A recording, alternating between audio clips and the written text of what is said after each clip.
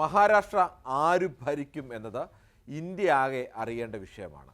അതുകൊണ്ട് തന്നെയാണ് അവിടേക്ക് കൗതുകപൂർവ്വം ഇന്ത്യയിലാകമാനമുള്ള ജനങ്ങൾ നോക്കുന്നതും. ഒരു ഭാഗത്ത് BJP, മറുഭാഗത്ത് കോൺഗ്രസ്.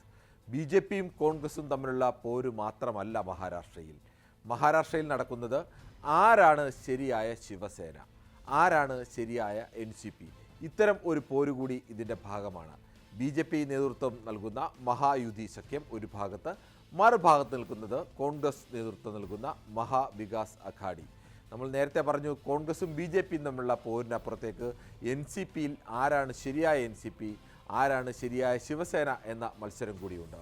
ശിവസേനയും NCPയും കഴിഞ്ഞ സർക്കാർ 2019 രൂപം കൊണ്ട സർക്കാരിൻ്റെ കാലത്താണ് അവർ രണ്ടായി പിളർന്നു പോയത്. BJP ഈ രണ്ട് പാർട്ടികളെയും പിളർത്തിയത്, അങ്ങനെ ഒരു സർക്കാരൊക്കെ രൂപീകരിച്ചത്. ആ ചരിത്രത്തിലേക്കൊക്കെ നമുക്ക് കടന്നു വരാം. അതോടൊപ്പം തന്നെ കഴിഞ്ഞ തെരഞ്ഞെടുപ്പുകളിൽ ഈ പാർട്ടികൾക്ക് നിയമസഭാ തെരഞ്ഞെടുപ്പിലും ലോക്സഭാ തെരഞ്ഞെടുപ്പിലും എത്ര സീറ്റുകൾ വീതം ലഭിച്ചു എന്നതിലേക്ക് കൂടി നമുക്ക് കടന്നു വരേണ്ടതുണ്ട്. അതിനപ്പുറം ഈ മത്സരചിത്രം കൂടി ആദ്യം പരിശോധിക്കാം. ഒരു ഭാഗത്ത് നിൽക്കുന്ന മഹായുതിയുടെ ഭാഗമാണ് BJPയും ഒപ്പം ശിവസേനയും ഒപ്പം NCPയും. മറുഭാഗത്ത് നിൽക്കുന്നത് കോൺഗ്രസും ശിവസേന ഉദ്ധവ് താക്കറെ വിഭാഗവും അതോടൊപ്പം തന്നെ NCP ശരത് പവാർ വിഭാഗവും. നമ്മൾ നേരത്തെ പറഞ്ഞു, ശിവസേനയിൽ ആരാണ് ശരിയായ ശിവസേന എന്ന് തെളിയിക്കേണ്ട ഒരു തെരഞ്ഞെടുപ്പ് കൂടിയാണിത്. ലോക്സഭാ തെരഞ്ഞെടുപ്പിൽ അതിൽ മേൽക്കൈയുള്ളത് ഉദ്ധവ് താക്കറെക്കാണെന്ന് അദ്ദേഹം ശക്തമായി തന്നെ തെളിയിച്ചു. പക്ഷേ അതിനപ്പുറത്തേക്ക് നിയമസഭാ പോരാട്ടമാണ് ഈ പാർട്ടികളെ സംബന്ധിച്ച് ഏറ്റവും പ്രധാനം. അതുകൊണ്ട് തന്നെ ഈ ശിവസേനയുടെ പേരും കൊടിയും ചിഹ്നവും അടക്കം നഷ്ടപ്പെട്ടു നിൽക്കുകയാണ്. ബാൽ താക്കറെ സ്ഥാപിച്ച ശിവസേനയിൽ അദ്ദേഹത്തിൻ്റെ മകൻ ഉദ്ധവ് താക്കറെ നിൽക്കുന്നത്. അദ്ദേഹത്തിൻ്റെ പേരിൽ മറ്റൊരു പാർട്ടി രൂപീകരിച്ച് ശിവസേനയുടെ വാലു ചേർത്ത് ആ പാർട്ടിയുടെ തലവനായി നിൽക്കേണ്ട അവസ്ഥയിലാണ് നിൽക്കുന്നത്. മറുഭാഗത്ത് ഏക്നാഥ് ഷിൻഡെയുടെ പക്ഷത്താണ്, അല്ലെങ്കിൽ ഏക്നാഥ് ഷിൻഡെക്കാണ് ശിവസേന എന്ന പാർട്ടിയുടെ അധീശത്വം അല്ലെങ്കിൽ അതിൻ്റെ ഉടമസ്ഥാവകാശം ഉള്ളത്. അതോടൊപ്പം തന്നെ NCP ശരത് പവാർ രൂപീകരിച്ച പാർട്ടിയാണ്. ആ NCP ഇപ്പോൾ യഥാർത്ഥ NCP അദ്ദേഹത്തിൻ്റെ അനന്തരവൻ അജിത് പവാറിൻ്റെ പക്കലാണ്. ശരത് പവാറിനും വാലു ചേർക്കുന്ന ഒരു പാർട്ടി രൂപീകരിച്ച് അതിൻ്റെ തലവനായി നിൽക്കേണ്ട അവസ്ഥയാണ്. അപ്പോൾ ഒരു ഭാഗത്ത് ഉദ്ധവ് താക്കറെയും ഏക്നാഥ് ഷിൻഡെയും ശിവസേനയ്ക്ക് വേണ്ടിയുള്ള പോരാട്ടം, മറുഭാഗത്ത് ശരത് പവാറും അജിത് പവാറും ആരാണ് ശരിയായ NCP എന്ന പോരാട്ടം. ഈ രണ്ട് പോരാട്ടങ്ങൾ കൂടി മഹാരാഷ്ട്രയിൽ നടക്കുന്നുണ്ട്. മഹായുതിയും വികാസ് അഘാഡിയും തമ്മിൽ പോരാട്ടം നടക്കുമ്പോൾ തന്നെ കോൺഗ്രസും BJPയും തമ്മിലുള്ള പോരാട്ടത്തിനൊപ്പം തന്നെ ഇരു NCP വിഭാഗങ്ങളും ഇരു ശിവസേന വിഭാഗങ്ങളും തമ്മിലുള്ള പോരാട്ടം കൂടിയാണ് മഹാരാഷ്ട്രയിൽ നടക്കുന്നത്.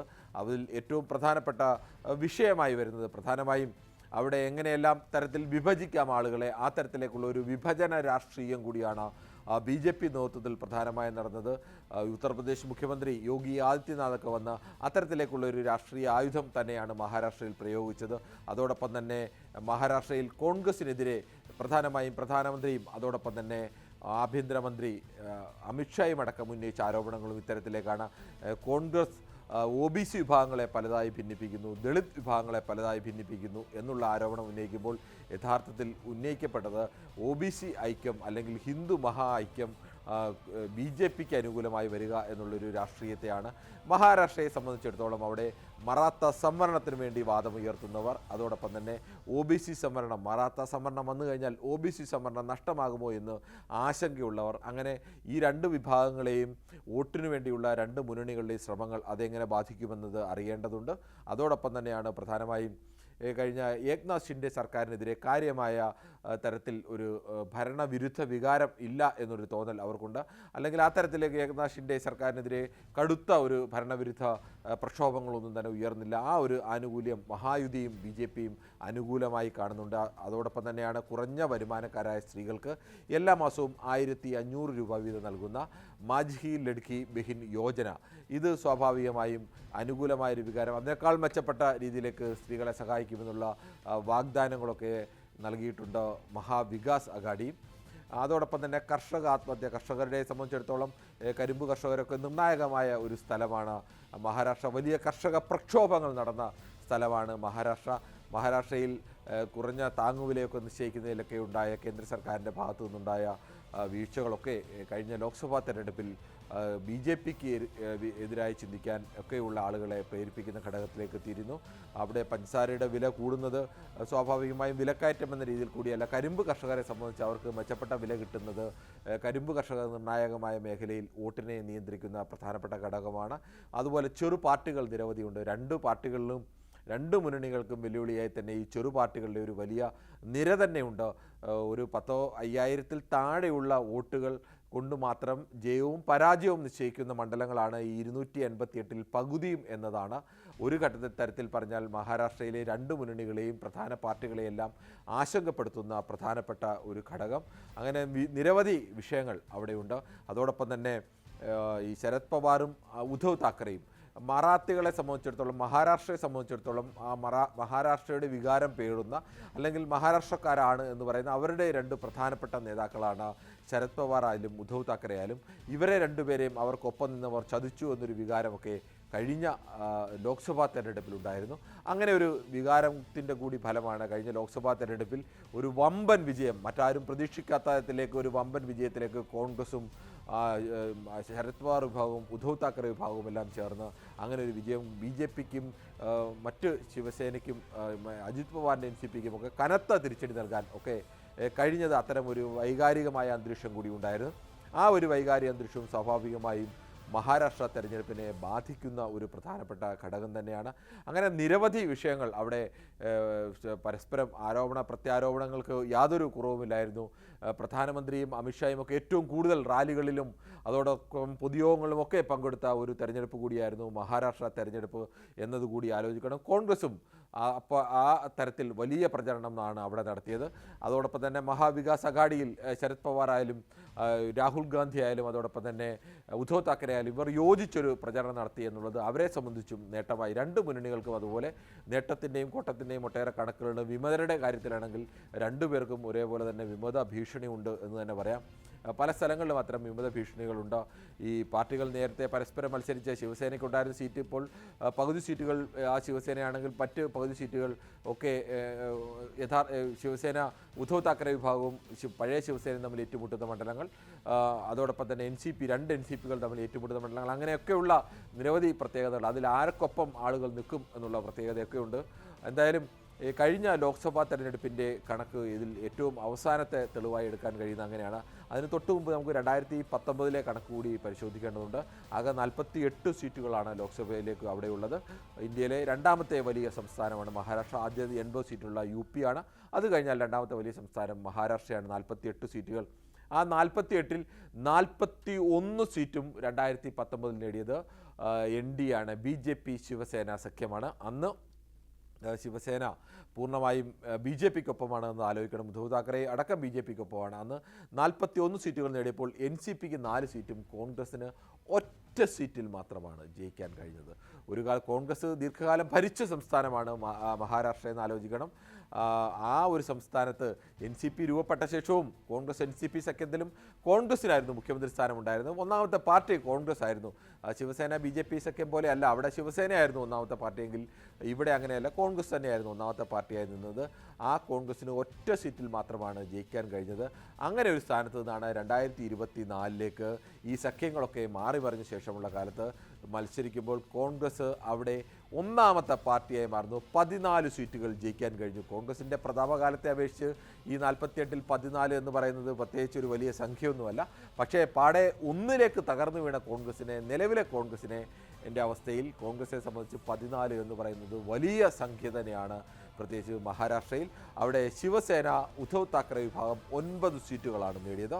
NCP ശരത് പവാർ വിഭാഗമാണ് 4 സീറ്റുകളിൽ നിന്ന് 8 സീറ്റിലേക്ക്, ഒരുമിച്ച് നിന്നപ്പോൾ 4 സീറ്റ് കിട്ടിയെങ്കിൽ ഭിന്നിച്ച് നിന്നപ്പോൾ 8 സീറ്റിലേക്ക് വിജയിക്കാൻ ശരത് പവാറിന് കഴിഞ്ഞു. ശരത് പവാറാണ് യഥാർത്ഥ NCP എന്ന് കഴിഞ്ഞ ലോക്സഭാ തെരഞ്ഞെടുപ്പിൽ മാസങ്ങൾക്ക് മുമ്പ് മാത്രം നടന്ന 6 മാസം മുമ്പ് നടന്ന ലോക്സഭാ തെരഞ്ഞെടുപ്പിൽ തെളിയിക്കാൻ കഴിഞ്ഞു എന്നത് പവാറിനെ സംബന്ധിച്ച് പവർ കാട്ടിയ തെരഞ്ഞെടുപ്പ് കൂടിയായിരുന്നു.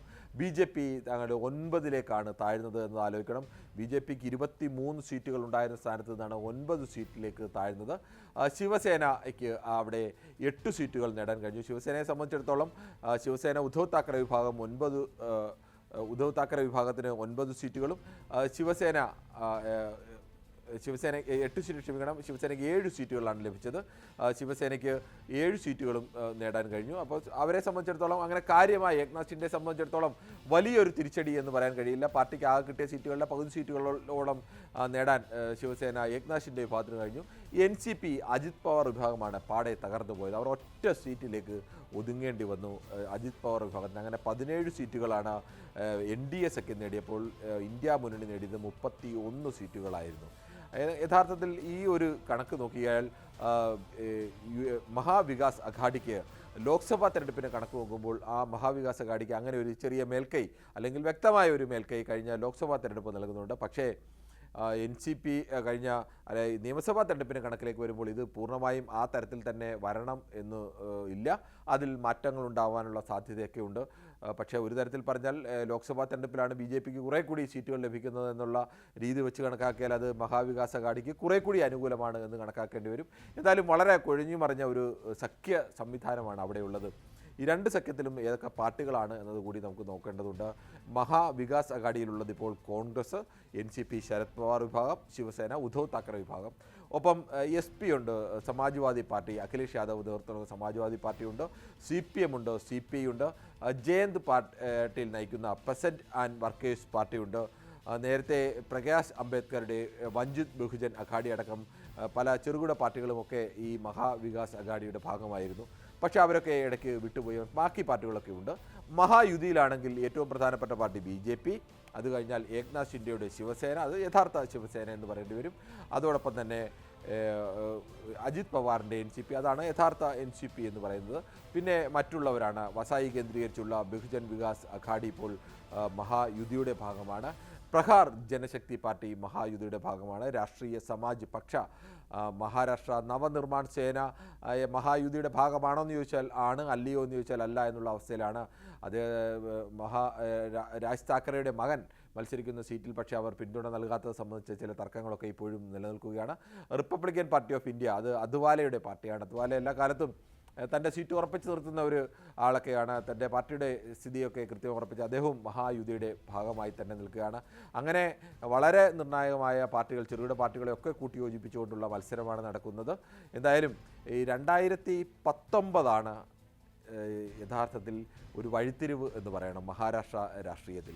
അതിനു മുമ്പ് വരെ ഉണ്ടായിരുന്നൊരു അവസ്ഥ എന്ന് പറഞ്ഞാൽ മഹാരാഷ്ട്രയിലെ സഖ്യം ഒരു ഭാഗത്ത് BJP ശിവസേന സഖ്യം, മറുഭാഗത്ത് കോൺഗ്രസ് NCP സഖ്യം. അതിൽ ശരത് പവാർ സോണിയാഗാന്ധിയുടെ നേതൃത്വത്തിൽ പ്രതിഷേധിച്ചാണ്, വിദേശ വനിതയായ സോണിയാഗാന്ധി കോൺഗ്രസ് അധ്യക്ഷ സ്ഥാനത്തേക്ക് വരുന്നതിനെയൊക്കെ പ്രതിഷേധിച്ചാണ് പാർട്ടി വിട്ട് NCP സാഗ്മയും ഒക്കെ ചേർന്ന് NCP രൂപീകരിച്ചത്, താരിഖ് അൻവറും ഒക്കെ ചേർന്ന്. പക്ഷേ അദ്ദേഹം അപ്പോഴും മഹാരാഷ്ട്രയിൽ കോൺഗ്രസ് സഖ്യത്തിൽ നിന്ന് വിട്ടു പോകാൻ തയ്യാറായിരുന്നില്ല. ഒരിക്കൽ പോലും അദ്ദേഹം BJP പക്ഷത്തേക്ക് പോയിട്ടില്ല എന്നുള്ളത് പവാറിനെ സംബന്ധിച്ച് ഒരു പ്രധാനപ്പെട്ട പ്രത്യേകതയാണ്. പലപ്പോഴും അഭ്യൂഹങ്ങൾ പലതും അദ്ദേഹത്തെ സംബന്ധിച്ചുണ്ടായിട്ടുണ്ട്.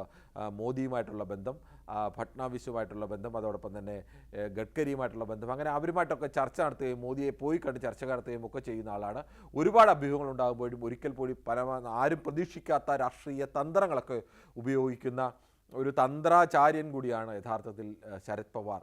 ആ ശരത് പവാറിൻ്റെ ഒരു മികവ് കൂടിയാണ് കഴിഞ്ഞ ലോക്സഭാ തെരഞ്ഞെടുപ്പിലൊക്കെ കണ്ടത്. അദ്ദേഹത്തെ സംബന്ധിച്ച് അദ്ദേഹം പക്ഷേ ഒരിക്കൽ പോലും ഈ തന്ത്രങ്ങളൊക്കെ കളിക്കുമ്പോഴും അദ്ദേഹം BJPയിലേക്ക് പോയിട്ടില്ല. അദ്ദേഹത്തിൻ്റെ അനന്തരവൻ അജിത് പവാർ പലപ്പോഴും BJPയിലേക്ക് പോവുകയും മടങ്ങി വരികയും ഒക്കെ ചെയ്തിട്ടുണ്ട്. അത് അദ്ദേഹത്തിൻ്റെ സമൂഹത്തോടു കൂടിയാണ് എന്നൊക്കെ വ്യാഖ്യാനിക്കുമ്പോഴും അദ്ദേഹത്തിൻ്റെ സ്റ്റാൻഡ് BJP വിരുദ്ധ സ്റ്റാൻഡ് തന്നെയാണ് എന്ന് നമുക്ക് ഉറപ്പിച്ച് തന്നെ പറയാൻ കഴിയും. എന്തായാലും NCPയും കോൺഗ്രസും ചേർന്ന സഖ്യമാണ് ഒരു ഭാഗത്ത് ഉണ്ടായിരുന്നത്. മറുഭാഗത്ത് ഉണ്ടായിരുന്നത് BJPയുടെ നാച്ചുറൽ അലൈ എന്ന് പറയാവുന്ന ഒരു പാർട്ടി ശിവസേനയാണ്. മറ്റൊരു നാച്ചുറൽ അലൈ എന്ന് പറയുന്ന പാർട്ടി ശിരോമണി അകാലിദളായിരുന്നു. കാരണം എങ്ങനെയാണോ ഹിന്ദുത്വ രാഷ്ട്രീയത്തെ അല്ലെങ്കിൽ ഹിന്ദുത്വത്തെ രാഷ്ട്രീയമായി കാണുന്ന ആ മട്ടിൽ തന്നെ അതിനേക്കാൾ തീവ്രമായ ഹിന്ദുത്വ രാഷ്ട്രീയം ഉയർത്തുന്ന പാർട്ടിയാണ് ശിവസേന. ശിരോമണി അകാലിദളിനായാലും ആ തരത്തിലേക്കുള്ള ഒരു പ്രത്യയശാസ്ത്രം, യോജിക്കാവുന്ന ഒരു പ്രത്യയശാസ്ത്രം, നാച്ചുറൽ അലൈ എന്ന് പറയാവുന്ന രണ്ട് പാർട്ടി, ഈ രണ്ട് പാർട്ടികളും ഇപ്പോൾ NDAയുടെ ഭാഗമല്ല എന്നത് ഒരു വിരോധാഭാസം എന്നൊക്കെ വേണമെങ്കിൽ പറയാം. അങ്ങനത്തെ ഈ രണ്ട് പാർട്ടികൾ ചേർന്ന് ഒരു ഭാഗത്ത് നിൽക്കുന്നു, മറുഭാഗത്ത് NCPയും കോൺഗ്രസും നിൽക്കുന്നു. അവിടെ ശിവസേന BJP സഖ്യത്തിൽ ശിവസേനയ്ക്കായിരുന്നു മുഖ്യമന്ത്രി സ്ഥാനമൊക്കെ ഉണ്ടായിരുന്നത്. ശിവസേനയായിരുന്നു പ്രധാന പാർട്ടിയായിരുന്നു. പിന്നീടാണ് പതിയെ അവർ രണ്ടാമത്തെ പാർട്ടിയായി മുന്നണിയിലേക്ക് മാറിയത്. കഴിഞ്ഞ നിയമസഭാ തെരഞ്ഞെടുപ്പിലും മത്സരിച്ചത് അങ്ങനെ തന്നെയാണ്. ശിവസേനയും BJPയും ഒരുമിച്ച് മത്സരിച്ചു. ഇപ്പുറത്ത് NCPയും കോൺഗ്രസും ഒരുമിച്ച് മത്സരിച്ചു. 288 അംഗ നിയമസഭയിൽ BJPക്ക് 105 സീറ്റുകളും ശിവസേനയ്ക്ക് 56 സീറ്റുമടക്കം 161 സീറ്റുകൾ നേടി. സ്വാഭാവികമായും 288 അംഗ നിയമസഭയിൽ 161 ഭരിക്കാൻ വേണ്ടിയുള്ള ന്യായമായ ഭൂരിപക്ഷമാണ്, അത് ലഭിച്ചു. കോൺഗ്രസിന് 44 സീറ്റ് മാത്രമാണ്, NCPക്ക് 54, 96 സീറ്റുകൾ മാത്രമാണ് ഉണ്ടായിരുന്നത്. എന്നാൽ അവിടെ കൃത്യമായി ഒരു മുന്നണി മാറ്റം ശിവസേനയുടെ ഭാഗത്തു നിന്നുണ്ടായി. ഉദ്ധവ് താക്കറെ ദീർഘകാലമായി BJPയുമായി ഇടഞ്ഞു നിൽക്കുകയായിരുന്നു. അത് മുമ്പും അങ്ങനെ ഇടഞ്ഞു നിൽക്കുന്ന അവസ്ഥയൊക്കെ ഉണ്ടായിട്ടുണ്ട്.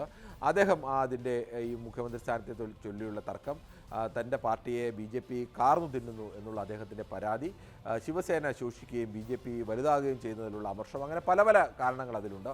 അത്തരം കാര്യങ്ങളൊക്കെ കൊണ്ട് തന്നെ അദ്ദേഹം ആ മുന്നണി വിട്ട് പവാറിൻ്റെ സമർത്ഥമായ ഒരു നീക്കത്തിൻ്റെ ഫലമായി അവർ മഹാവികാസ് അഘാഡിയുടെ ഭാഗമാകുന്നു. അങ്ങനെ ശിവസേനയുടെ 56ഉം NCPയുടെ 54ഉം കോൺഗ്രസിൻ്റെ 44ഉം മറ്റുള്ളവരുടെ ഒരു 15ഉം ഒക്കെ ചേർന്ന് 169ലേക്ക് അവർ എത്തുന്നു. അങ്ങനെ ഈ 169 സീറ്റിലേക്ക് അവരെത്തുമ്പോൾ സ്വാഭാവികമായും ഭരണം ആ മുന്നണിക്കാവുന്നു. ഉദ്ധവ് താക്കറെ മുഖ്യമന്ത്രിയാവുന്നു. കോൺഗ്രസും അതോടൊപ്പം തന്നെ NCPയും ഭരണത്തിൻ്റെ ഭാഗമായി നിൽക്കുന്നു. ആ സർക്കാർ രൂപപ്പെടുന്നു.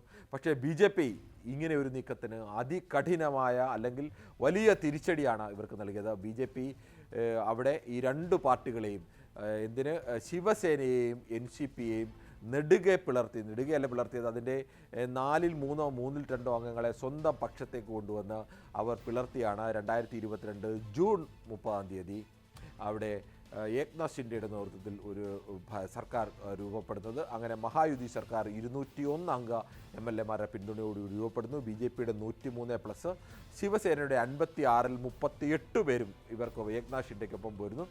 NCPയിലെ 54 പേരിൽ 41 പേരും അജിത് പവാറിനൊപ്പം പോരുന്നു. അങ്ങനെ പ്രധാനപ്പെട്ട ഭൂരിപക്ഷം അംഗങ്ങളും ഒപ്പം ചേർന്നു. അതോടുകൂടി BJPയും ശിവസേനയും NCPയും ചേരുന്ന മഹായുതി സഖ്യം രൂപപ്പെടുന്നു. ആ മഹായുതി സഖ്യമാണ് ഇപ്പോഴും ഭരിച്ചുകൊണ്ടിരിക്കുന്നത്. ഒരു ഭാഗത്ത് ഇപ്പോൾ മത്സരിക്കുന്നതും അതുതന്നെയാണ്. അപ്പോൾ മഹാവികാസ് അഘാഡിയിലേക്ക് കോൺഗ്രസിൻ്റെ അംഗങ്ങൾക്കൊപ്പം ശിവസേന ഉദ്ധവ് താക്കറെ വിഭാഗത്തിൻ്റെ 15 അംഗങ്ങളും NCP ശരത് പവാർ വിഭാഗത്തിൻ്റെ 12 അംഗങ്ങളും മാത്രമായി യഥാർത്ഥത്തിൽ ചുരുങ്ങുകയാണ്. 74ലേക്ക് അവരുടെ അംഗസംഖ്യ ചുരുങ്ങുന്നു. അവിടെ ആ മുന്നണിയാണ് ഇപ്പോൾ മത്സരിക്കുന്നത്. യഥാർത്ഥത്തിൽ ഈ BJP സഖ്യത്തിൽ നിന്ന് ശിവസേന വിഭാഗം ഇതിനുള്ള തർക്കം 1989 BJP സഖ്യം അവർ രൂപപ്പെട്ടത്. 95-99 വരെ ഭരണത്തിൽ ഇരുന്നത് ഇപ്പോൾ ശിവസേനയിൽ നിന്ന് മനോഹർ ജോഷി ആയിരുന്നു 4.25 വർഷത്തോളം മുഖ്യമന്ത്രിയായിരുന്നത്. പിന്നീട് അവസാന ഘട്ടത്തിൽ ഒരു 8 മാസത്തോളം നാരായൺ റാണെ മുഖ്യമന്ത്രിയായി. അപ്പോഴും ശിവസേനയ്ക്കായിരുന്നു മേൽക്കൈ ഉണ്ടായിരുന്നത്. 2014 യഥാർത്ഥത്തിൽ ആദ്യം ഈ BJP ശിവസേന സഖ്യം തകരുന്നത്. സീറ്റ് വിഭജന തർക്കം തന്നെയായിരുന്നു പ്രധാനപ്പെട്ട വിഷയം. 1998 NDA രൂപീകരിക്കുമ്പോൾ മുതൽ അതിൽ അംഗമാണ് ശിവസേന എന്നത് ഓർക്കണം. വാജ്പേയി സർക്കാരിലും 1ാം മോദി സർക്കാരിലും ശിവസേന അതിൻ്റെ ഭാഗമായിരുന്നു. 2019 NDA വിട്ട് മഹായുതി സഖ്യവും മുഖ്യമന്ത്രി സ്ഥാനത്തെ ചൊല്ലിയുള്ള ഒരു തർക്കത്തെയൊക്കെ തുടർന്നാണ് അവർ NDA വിടുന്ന സാഹചര്യം ഒക്കെ ഉണ്ടായത്. ഏറ്റവും അവസാനത്തെ പൂർണ്ണമായും ഇത് പാർട്ടി വിട്ടുപോകുന്നത് കഴിഞ്ഞ തെരഞ്ഞെടുപ്പിന് ശേഷമാണ്. 2019 തെരഞ്ഞെടുപ്പിന് ശേഷമാണ് പൂർണ്ണമായും ആ സഖ്യം വിട്ടുപോരുന്നത്. അതോടൊപ്പം തന്നെ 2022 ജൂണിലാണ് ശിവസേനയെ പിളർത്തി ഏക്നാഥിൻ്റെ പുതിയ പാർട്ടി എന്ന് പറയാൻ പറ്റില്ല, ശിവസേനയെ സ്വന്തമാക്കുന്നത്. ഈ ശിവസേനയെ ഭൂരിപക്ഷ MLAമാരെയും മറുകണ്ഠം ചാടിച്ച് സ്വന്തമാക്കുന്നു. അജിത് പവാറും സമാനമായ മട്ടിൽ തന്നെ ശരത് പവാറിനെയൊക്കെ ഒരു ഭാഗത്താക്കിക്കൊണ്ട് അദ്ദേഹം ഭൂരിപക്ഷം MLAമാരെയും MPമാരുടെയും ഒക്കെ പിന്തുണയോടുകൂടിയുള്ള വലിയൊരു അവരുടെ ഒരു അധികാരത്തിലേക്ക് വരുന്നു. ആ സഖ്യം ഒരു ഭാഗത്ത് മത്സരിക്കുന്നുണ്ട്. ഇത്തവണ മത്സരിക്കുമ്പോൾ മഹാവികാസ് അഘാഡിയിൽ കോൺഗ്രസ് 102 സീറ്റുകളിൽ ഏറ്റവും കൂടുതൽ സീറ്റുകൾ മത്സരിക്കുന്നത് കോൺഗ്രസ്സാണ്. അവിടെ ശിവസേന ഉദ്ധവ് താക്കറെ വിഭാഗം 96 സീറ്റുകളിലും NCP ശരത് പവാർ വിഭാഗം 86 സീറ്റുകളിലും മത്സരിക്കുന്നുണ്ട്. സ്വാഭാവികമായും ഈ മുന്നണി അധികാരത്തിൽ വരികയാണെങ്കിൽ ഇതിലെ ആർക്കും ഒന്നാമത്തെ കക്ഷിയാവാനുള്ള സാധ്യതയുണ്ട്. കാരണം കോൺഗ്രസും ശിവസേനയും NCPയും തമ്മിലുള്ള മത്സരിക്കുന്ന സീറ്റുകളുടെ എണ്ണത്തിൽ കാര്യമായ വ്യത്യാസമില്ല. 102, 96, 86 എന്നൊക്കെ പറഞ്ഞാൽ സ്വാഭാവികമായും ഏറിയും കുറഞ്ഞുമൊക്കെ വരാൻ സാധ്യതയുണ്ട്. SP 2 സീറ്റിലും മത്സരിക്കുന്നുണ്ട്. മറ്റ് ചെറുകിട പാർട്ടികളൊക്കെ 2 സീറ്റുകൾ വീതം ഒക്കെ മത്സരിക്കുന്നുണ്ട്. മറുപക്ഷത്ത് മഹായുതിയിൽ എത്തിക്കഴിഞ്ഞാൽ BJP 146 സീറ്റോടുകൂടി ഏകദേശം പകുതിയിൽ അധികം സീറ്റ്, ഒരു സീറ്റ് കൂടി അധികം BJP മത്സരിക്കുകയാണ്. ശിവസേന 78 സീറ്റുകളിലും NCP അജിത് പവാർ വിഭാഗം 51 സീറ്റുകളിലും ആണ് മത്സരിക്കുന്നത് എന്നുണ്ട്. സ്വാഭാവികമായും യുതി സഖ്യമാണ് അധികാരത്തിൽ വരുന്നതെങ്കിൽ BJPക്ക് തന്നെ മുഖ്യമന്ത്രി സ്ഥാനത്തേക്ക് വരാനുള്ള സാധ്യത കൂടുതലാണ്. കാരണം ഏറ്റവും വലിയ ഒറ്റക്കക്ഷിയായി BJP മാറും. കഴിഞ്ഞ തവണ മുഖ്യമന്ത്രി സ്ഥാനം ഓഫർ ചെയ്താണ് ഏക്നാഥ് ഷിൻഡെ ശിവസേന പിളർത്തിയത്. ഇത്തവണ അങ്ങനെ അതുകൊണ്ട് BJPയുടെ പകുതി പോലും MLA-മാരിലായിരുന്ന ശിവസേനയ്ക്ക് മുഖ്യമന്ത്രി സ്ഥാനം നൽകി. ഇത്തവണ എന്തായാലും അങ്ങനെ ഒരു ത്യാഗത്തിന് BJP അല്ലെങ്കിൽ ത്യാഗത്തിനൊന്നോ അല്ലെങ്കിൽ അത്തരമൊരു തന്ത്രപരമായ നീക്കത്തിനോ ഒന്നും BJP തയ്യാറായേക്കുമെന്ന് തോന്നുന്നില്ല. പ്രത്യേകിച്ച് ഫട്നാവിസ് അങ്ങനെ മുഖ്യമന്ത്രി സ്ഥാനം വിട്ടു നൽകാനും തയ്യാറാകുമെന്ന് തോന്നുന്നില്ല. അവിടെ BJP മുഖ്യമന്ത്രി സ്ഥാനത്തേക്ക് തന്നെ വരാൻ തന്നെയാണ് സാധ്യത. ഇനി മറിച്ച് മഹാവികാസ് അഘാഡിയാണ് വരുന്നതെങ്കിൽ സ്വാഭാവികമായും അവിടെ ഉദ്ധവ് താക്കറെ മുഖ്യമന്ത്രി സ്ഥാനത്തേക്ക് വരാനുള്ള സാധ്യതയുണ്ട്. അതിന് കോൺഗ്രസിനേക്കാൾ തൊട്ടടുത്ത സീറ്റുകളിലൊക്കെ തന്നെ ശിവസേന ഉണ്ടെങ്കിലും ഉദ്ധവ് താക്കറെ മുഖ്യമന്ത്രി സ്ഥാനത്തേക്ക് വരാം. അതല്ല കോൺഗ്രസിലേക്കാണെങ്കിൽ നാനാ പട്ടോള മുതൽ പൃഥ്വിരാജ് ചവാൻ അടക്കം നിരവധി നേതാക്കളുടെ പേരുകൾ ഒക്കെ ഉയർന്നു കേൾക്കാറുണ്ട്. ഇനി അതല്ല NCPയിൽ നിന്ന് സുപ്രിയ സുലെ, അജിത് പവാർ ഇനി മുന്നണി മാറും. അജിത് പവാർ ഏത് സമയവും മുന്നണി മാറാനുള്ള സാധ്യതയൊക്കെ ഇനിയായാലും അജിത് പവാറിന് മുന്നണി അങ്ങനെ സാഹചര്യം വന്നാൽ നിരവധി മുന്നണി മാറ്റങ്ങളൊക്കെ നടത്തിയിട്ടുള്ള അങ്ങനെ ചാഞ്ചാട്ടങ്ങളും ചാട്ടങ്ങളും ഒക്കെ വിജയകരമായി ഇതുവരെ നടത്തിയ ആളാണ് അജിത് പവാർ. ഇനിയുള്ള ചാട്ടം ഇനി വിജയമാകുമോ പരാജയമാകുമോ എന്നൊക്കെ കണ്ടറിയണം. എന്തായാലും മഹാരാഷ്ട്രയെ സംബന്ധിച്ച് അതീവ നിർണായകമായ തെരഞ്ഞെടുപ്പ് കോൺഗ്രസിനും BJPക്കും മാത്രമല്ല, അവിടുത്തെ ഇരു ശിവസേന വിഭാഗങ്ങൾക്കും ഇരു NCPക്കും ഏറ്റവും നിർണായകം തന്നെയാണ് മഹാരാഷ്ട്രയിൽ ആര് ജയിക്കും, ഏത് മുന്നണി ഭരണത്തിൽ വരും എന്നത്.